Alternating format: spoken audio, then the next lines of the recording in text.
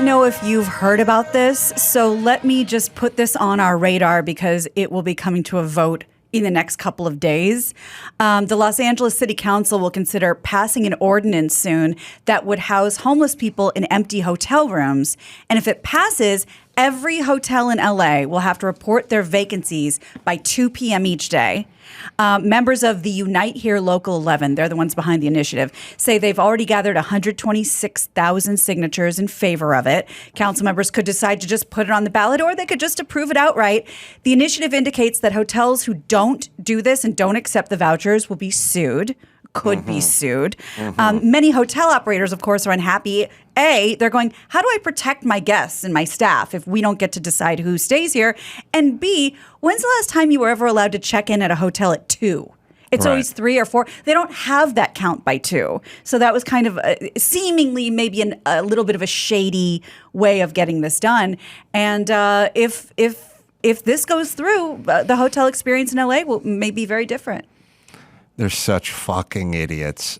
I've said it a million times. They're calling it homelessness, and we keep calling it homelessness instead of addiction or psychoses. Right. We keep calling it homelessness, and so we're treating these people like they're stray dogs who need adopted. They need a nice family. You know, that's what they want. We want to get them out of the kennel and get someone. Yes, if that's the situation, then a nice family will work. But taking the junkie from the street and putting a roof over their head does not solve the underlying problem of why they're sleeping on the fucking street. It's just so fucking nuanced that they can't fucking understand it. And what the fuck with like the LA Times and the Blue Ribbon panel and the commission or whatever. I told that fucking retard Gavin Newsom 9 years ago in this fucking place. I said it's crazy people and junkies. And he's like, Adam, but let me tell you about the real face of homelessness. A mother of 3 who has a minimum wage job. Like, who is that, you fucking retard? Do you really think that? Is that what you think? Is that what you see when you're driving your car through the streets of Los Angeles? Oh, I'm a homeless advocate. First off, go fucking home and blow yourself, you fucking homeless advocates. You don't do shit for homeless people. And then secondly, why the fuck are we listening to you? Because you've anointed yourself? You've anointed yourself? Yeah. Can I see a fucking certificate from homeless college that you went to that made yourself a fucking expert on homeless? You just anoint yourself. And then so we keep calling it this with the help of fucktards like Gavin Newsom. And then we get into this role. We're like, okay, we got to find a room for these people. Yeah, you find them a room and they'll just fucking do drugs in the room. Well, and that's what happened with Project Room Key, which they want an extension of. That was during COVID, saying, you know, get these people off the streets, get them in a room. But bigger picture, Los Angeles City Council, Mayor Garcetti, Gavin Newsom. Should we really have another ordinance to not have businesses come in and do work in your town? Do you know what this would do if you ran hotel chains? You just wouldn't do it. You wouldn't open a building in Los Angeles. It'd be suicide. Not even a building. What convention would come to town, you know, and from people from all over? What the Olympics is supposed to be here. How is that going to work? Jesus Christ. Now, I have a solution.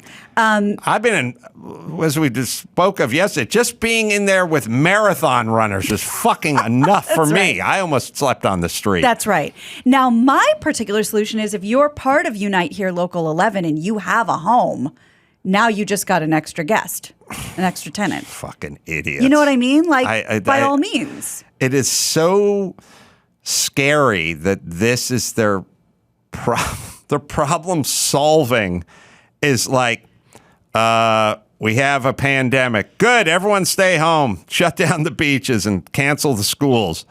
And no more outdoor dining. Oh, we got a homeless problem. Let's open up the hotels and put the people like this is how you solve problems? Jesus fucking Christ. All right. And again, I'm always shocked about how much worse the city gets and how much more unaffordable it continues to be. You'd think that one would balance the other out. They're out because they want to be out because they're fucking junkies and they can't go into the shelters. And the mother of 3, who evidently has a minimum wage job, according to Gavin Newsom. I don't know why she's homeless, but she works full time at a Burger King. she's the one that's on the street, even though that literal. That's not my experience in the Valley. Literally, the face of homelessness that the real, as Gavin Newsom said to me, the real face of homelessness does not exist. His description has anyone here, and we've passed through 200 million miles of homeless people and homeless encampments. Has anyone ever seen a mother of three wearing a fucking Burger King outfit? No. So, first off, how would we even begin to scratch the surface of a problem when for some reason our politicians and the advocates and the city council can't identify the problem correctly? Well, and that's the thing. Like you said, if you look around, by all means, create meaningful programs. Yes. This ain't it. No, it ain't. All right. Do we have time for one more? One more. I just want to pay off what I said at the beginning of the show about this recall. You have a Ferrari or two. I've had. Okay. I do not currently possess a Ferrari. Good thing. Ferrari is in the process of recalling nearly every car it has sold since 2005. Ars Technica reports that the problem is, now you may have to explain this, but I'm going to read it, is the cap of the brake fluid reservoir. This is good news for every fucking loser who has to go out on a first date in their mom's 88 Tercel. Which, you should have been here last week. They climb into the car. What the fuck's going on? Oh, you didn't hear about the Ferrari recall? Yeah, had to send it back. Shit, don't even know when I'm getting that shit back. Well, the cap is designed to vent pressure if necessary, but evidently it's not working. Venting can fail to happen, causing a vacuum to build up, resulting in a possible leak of brake fluid. And if you don't have any brake fluid in your brake lines, you aren't going to be able to stop or slow down. The fix is very simple: a new brake fluid reservoir cap and a software patch that lets the driver know if their brake fluid reservoir is running low. But everybody's got to go back to check if it's their car or not. Yeah, brakes are good in a Ferrari. The more you know.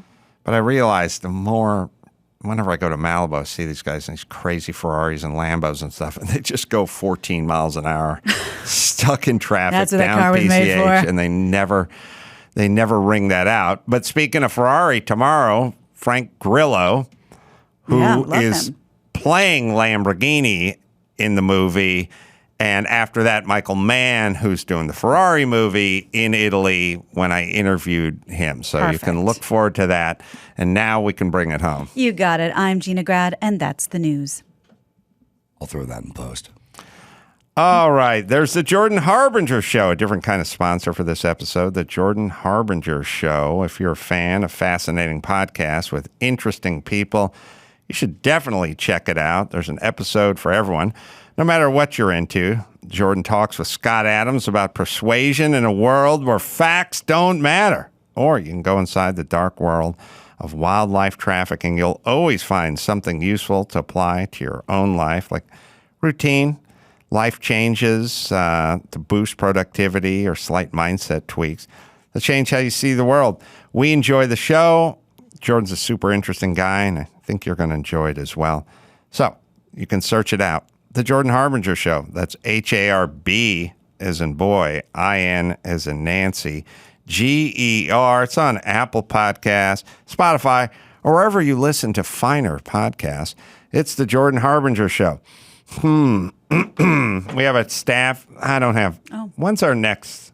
Let's get into it after the break or something. All right, we can do that. Sure. Figure it out. Yeah, really deep dive. I really want to know about this staff poll of the he-she. Now, remember, we have to figure out what that number coincides with.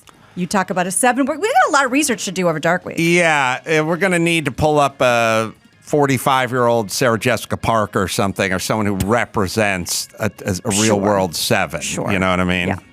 Yeah. But again, the greatest tip of the cap I get as a hypothetical constructor is a flip-flop where they go one direction and they go, I'm not going to change my mind and go there. That means I'm fucking right over the target. And can I drink is the ultimate. I'm done. I've done my work. All right. You can go to adamcarolla.com for all the live shows. Coming up, Salt Lake City, Wise Guys, 26th, 27th. Rob Schneider. You can just shoot him a tweet at Rob Schneider. Find his dates at robschneider.com. Stephen Ho, You can check out his Instagram and TikTok and YouTube at Steve IOE. And until next time, Sam Carolla for Gina Grad and Stephen Ho and Rob Schneider saying mahalo. Guy's better than me. He does it for everybody. Wow. The pitcher's crying because he didn't want to hurt the guy, and That's right. the guy who just got beaned comes over and gives him a very long embrace. This has gotten millions and millions and millions Good. of views. Say everybody's loving the sportsmanship. He goes to the pitcher, he gets in his ear, and just says, "Hey, you're doing just great." Oh. He tries to make him feel better.